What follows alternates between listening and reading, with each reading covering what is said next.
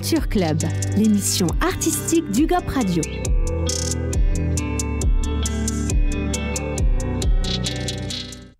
Bonjour à tous et bienvenue sur UGOP Radio, la radio du 12. Aujourd'hui, dans notre émission Culture Club, j'ai la chance d'accueillir Lucie et Lucille du Mila. Bonjour les filles. Salut. Salut. Merci beaucoup d'être venues au micro d'UGOP. Et aujourd'hui, on va pouvoir présenter un peu ce que vous faites et votre structure, donc le Mila. Déjà, est-ce que chacune d'entre vous peut se présenter et revenir rapidement sur son parcours ? Je te laisse la parole. Merci Lucille. Alors moi, mon parcours, j'ai commencé à travailler assez jeune, vers 18 ans. Et j'ai commencé dans des studios d'enregistrement et de mixage assez importants à Saint-Ouen, Capitol Studios Paris. Et donc j'étais manageuse, administratrice. Je suis restée quelques années là-bas. Et en fait, le boss a développé cette activité en un tremplin festival. Plutôt pour les artistes dits, on va dire, amateurs à cette époque-là, et qui s'appelait Fallenfest. Et je suis passée à la direction de ce festival-là. Donc, ça a dû prendre environ, entre les studios et le festival, 10 ans de ma vie. Et puis, voilà, ensuite, à partir de 30 ans, je suis passée dans des studios de post-prod son. Donc, plutôt dans la pub, mais toujours sur un peu du management de studio, en tant que chargée de prod, en fait. Et j'ai refait 2 passages dans des studios purement musique. Okay. Et voilà, j'ai alterné entre la post-prod son et la musique. Et depuis 5 ans, je suis au Mila. Voilà. Et moi, du coup, j'ai un parcours beaucoup plus court parce que je suis encore plus ou moins fraîchement sortie d'études.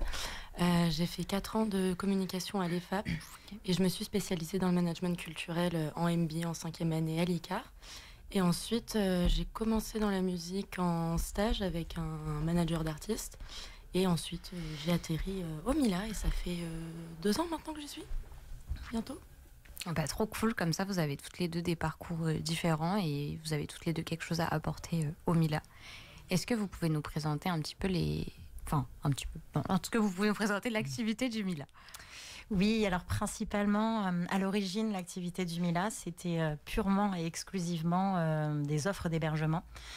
Dans les années, l'association a été créée en 2002. La pépinière d'entreprise donc dans laquelle on travaille, où se trouve une dizaine de petits bureaux privés autonomes pour 2-3 postes à peu près, a été créée, cette pépinière, inaugurée en tout cas à l'époque par le maire de la ville de Paris de l'époque, Bertrand Delanoë. Et donc c'était en 2005. Donc ça en fait un peu les 20 ans de la pépinière.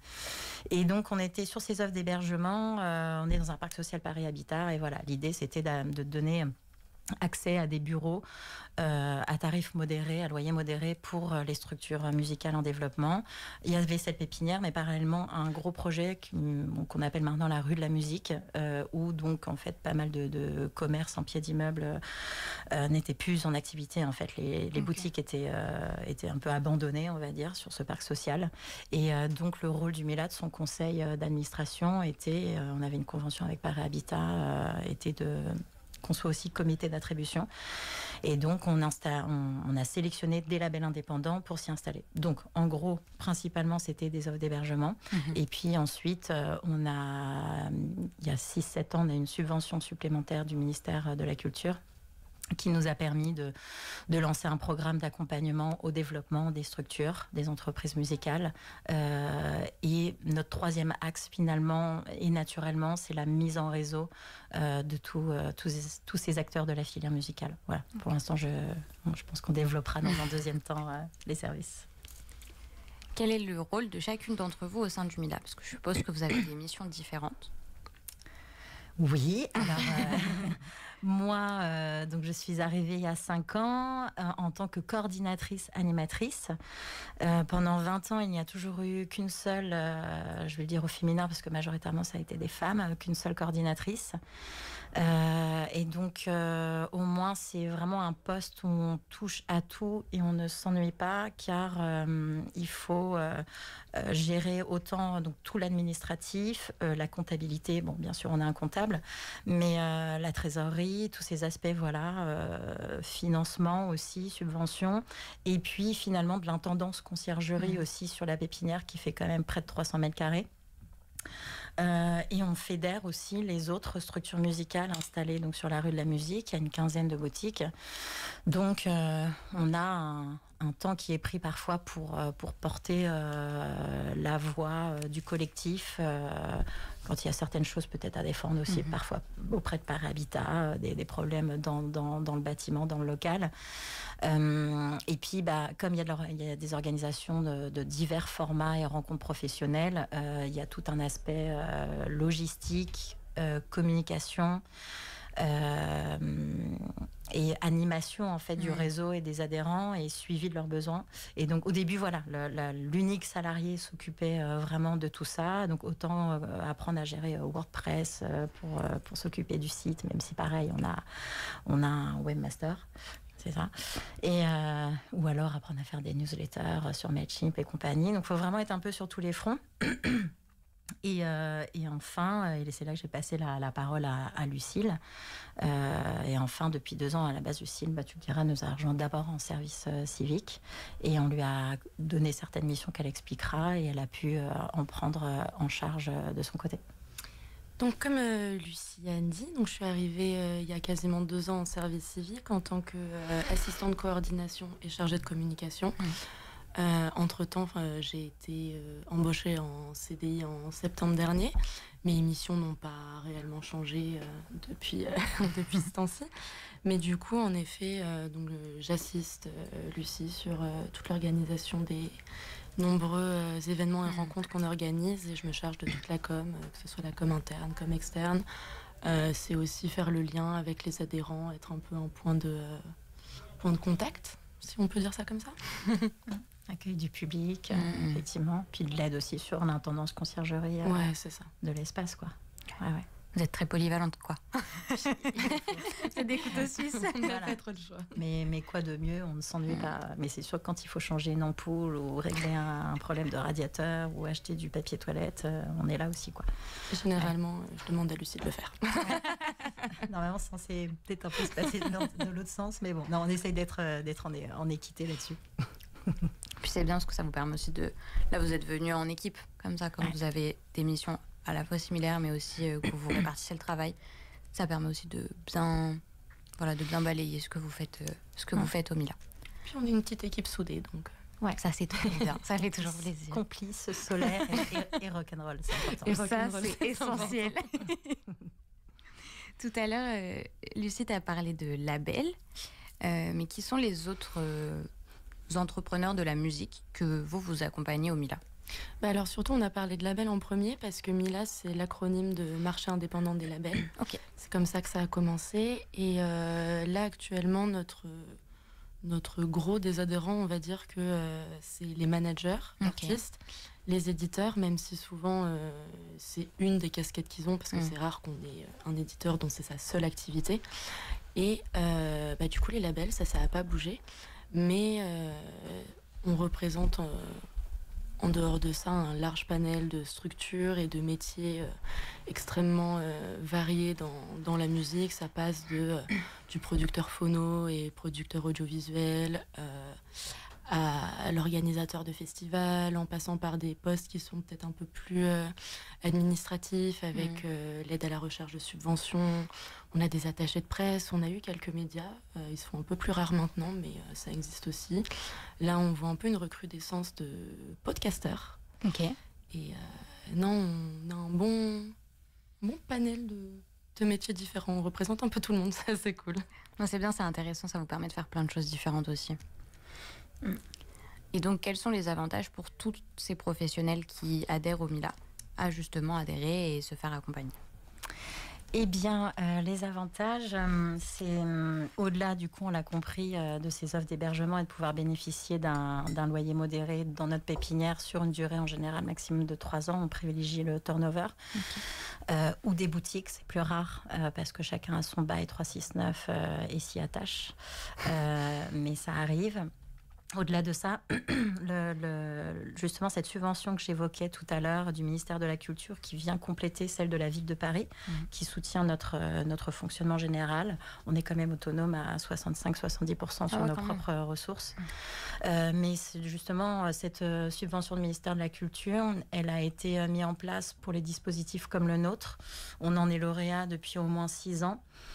Et c'est avec ça qu'on a pu vraiment mettre en place ce programme. Et il est composé de rencontres collectives et individuelles.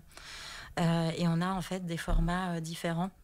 Donc on va avoir, je vais les dérouler assez rapidement, on a évidemment plus d'informations sur notre site, mais on a des rencontres, des clubs Mila, donc on va choisir une thématique de l'industrie musicale sur le booking, sur YouTube, sur sa stratégie de com, sur le burn-out dans la musique, enfin voilà, c'est assez large.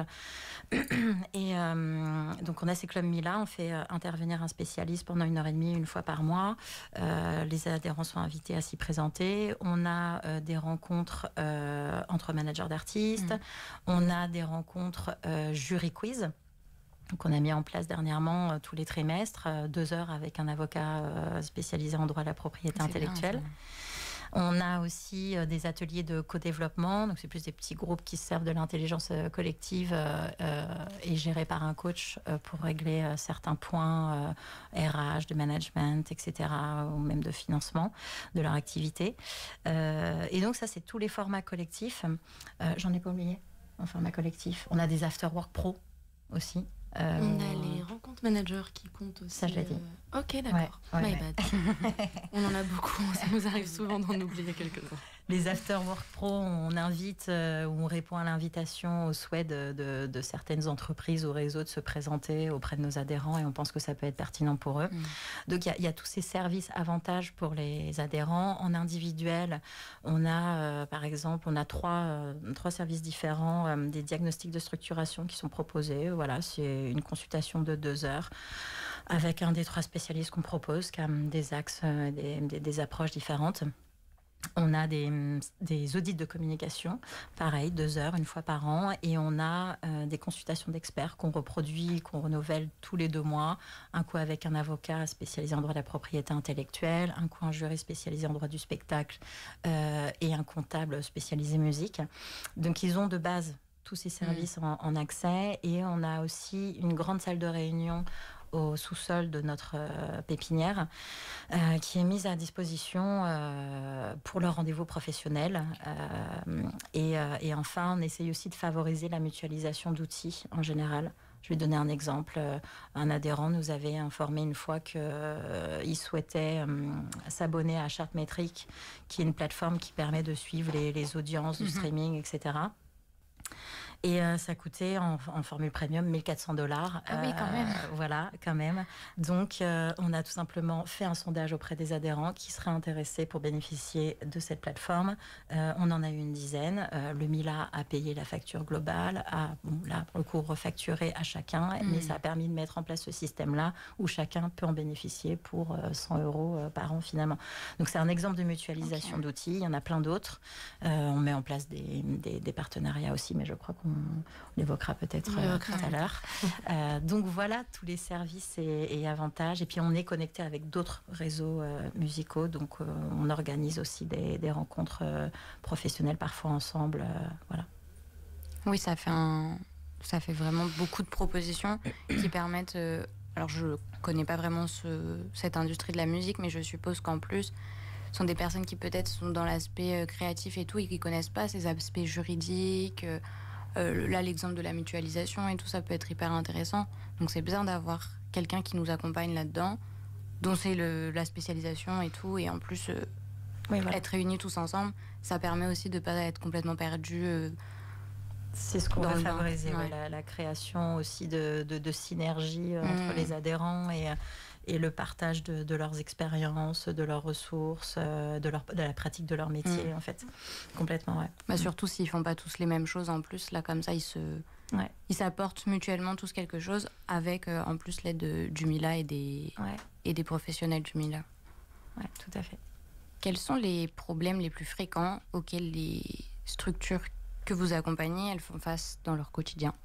Du coup, on a un peu tout évoqué tout à l'heure. Ils viennent surtout avec des problèmes juridiques. C'est vrai que quand on s'y connaît pas, ça peut être assez fastidieux et on va pas le cacher, un peu coûteux d'aller voir des spécialistes là-dedans. Donc là, ils y ont accès assez facilement.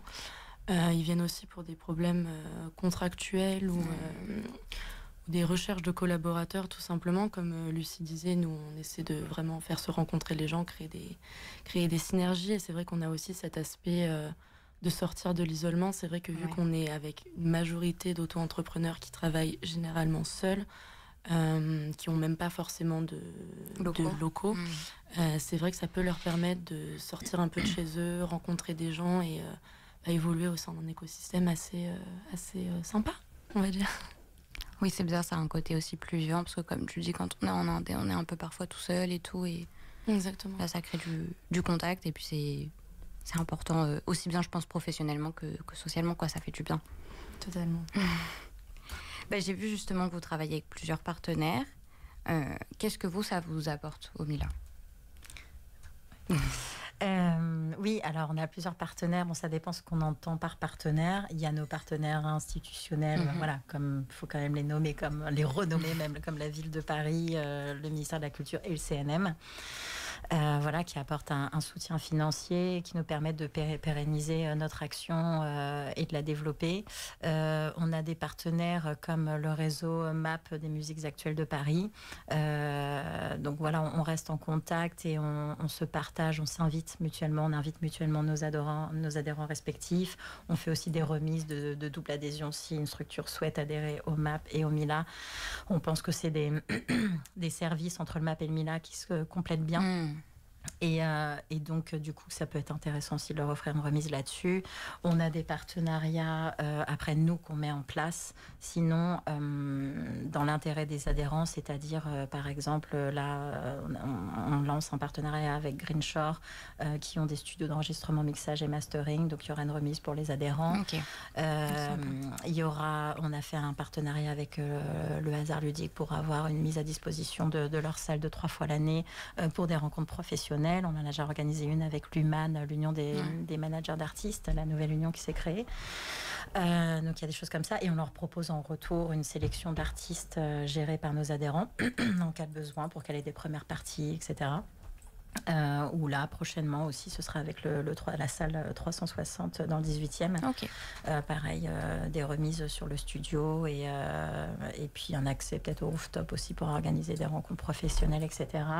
En partenaire, j'ai l'impression, en tant que partenariat, j'ai fait le tour. Ça fait déjà pas mal. C'est déjà pas mal. C'est déjà pas mal et on n'a plus beaucoup de temps. Donc c'est pas très mal maintenant. En effet, on va arriver à la fin de l'émission. Est-ce que vous avez des ateliers un peu en dehors de tout ça ? J'ai vu qu'il y avait le projet Crescendo que vous proposez, etc. Est-ce que vous voulez nous présenter rapidement ce projet ? Oui, bien sûr. L'entrepreneuriat Crescendo, c'est un module complémentaire à l'adhésion. Ça fait maintenant 3 ans qu'il existe. Il est soutenu par le CNM via le service Égalité et Inclusion. Tout à fait. Bien dit, ok. Où là, l'idée, c'est un module qui est réservé aux femmes et minorités de genre dans l'industrie musicale. Parce que malgré tout, ça reste un milieu qui est encore très masculin. Et voilà, je pense qu'en tant que femme, on peut avoir notamment ce syndrome de l'imposteur. On a besoin de se retrouver entre nous, de parler des problématiques qui nous sont propres, que les hommes n'ont pas forcément à subir ou ne rencontrent pas forcément. Et donc du coup, l'idée, c'est de partager ce temps en 2 gros événements, qui sont les rencontres networking. On varie, on en fait une tous les 2 mois. Okay. Normalement, c'est sur des temps forts de l'industrie musicale. Par exemple, on est présent sur le Printemps de Bourges, on est présent sur les bars en trans, sur les bis de Nantes. J'en oublie un, mais on va... Le Mama, tu l'as dit ? Le Mama, le plus gros, une super. Entrepreneuse inspirante pour partager, ouais. Exactement. Et là, on va inaugurer cette année pour la première fois les Francopholies. Trop cool.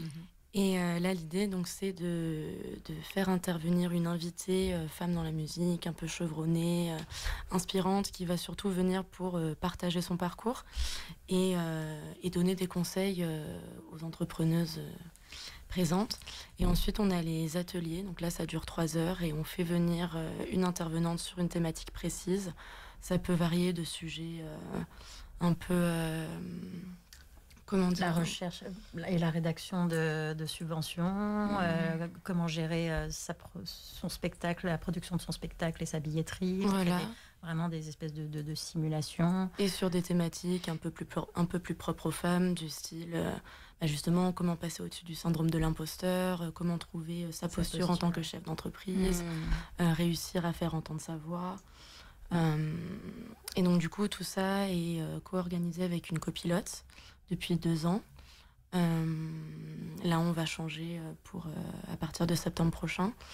Et ce qui est important aussi, c'est que l'entrepreneuriat crescendo, c'est la seule façon de pouvoir devenir adhérent au Mila quand on n'a pas encore de structure. C'est-à-dire que on peut s'inscrire en tant que personne physique à partir du moment où on a le souhait de monter une structure dans les 1 an qui suivent, justement pour pouvoir trouver des conseils et ne pas sortir de l'isolement, encore une fois, trouver peut-être des associés, même une idée plus précise de l'activité qu'on souhaite développer, etc. C'est un accès un peu plus exceptionnel qu'on fait justement pour ces profils-là. Ouais. Et c'est un module qui me tient à cœur personnellement en tant que femme, de pouvoir aider les autres. Eh ben, je suis très contente qu'on ait fini sur cet aspect-là parce que voilà, c'est encore quelque chose qui reste à modifier, que ce soit dans l'industrie musicale ou dans d'autres industries. Donc c'est très bien que toutes les structures puissent proposer ce genre de projet avec vraiment un accompagnement spécifique pour les femmes aussi et les minorités de genre. Donc je suis trop contente que vous ayez parlé de ça. Pour les personnes qui souhaiteraient adhérer au Mila, davantage connaître votre structure, où est-ce qu'on peut les rediriger ? On a tout simplement un site milaparis.fr qui est très bien fait, qu'on rend de plus en plus exhaustif, etc. Il y a toutes les infos. Mais voilà, si on devait en retenir 2, c'est qu'on est un dispositif de soutien à la filière musicale. On tâche d'être le plus accessible possible. Donc on a 2 formules d'adhésion, une basique où toute la mutualisation, les partenariats, les rencontres collectives sont incluses à 120 hors taxe l'année. Et puis, on a une autre formule premium avec les services individuels que je nommais tout à l'heure, l'audit de com, diagnostic de structuration et consultation d'experts à 170 hors taxe. Notre petite option crescendo qu'on a rajoutée au choix, donc à 10 € hors taxe l'année. Donc voilà, on reste quand même sur des mini-prix tout doux sur 12 mois et plus d'infos sur le site. Eh ben, c'est parfait. Voilà. On mettra tout ça dans la barre de description de la vidéo. Merci beaucoup. Merci Lucille, merci Lucie. Merci à toi. Merci à toi. Merci également à la régie qui fait un travail exceptionnel pour que nos vidéos soient tournées, enregistrées, montées, diffusées, etc. Et merci aux auditeurs d'UGOP Radio de nous avoir écoutés. N'hésitez pas à nous rejoindre sur les réseaux sociaux et à très bientôt sur UGOP Radio, la radio du 12. Merci, à bientôt. Merci.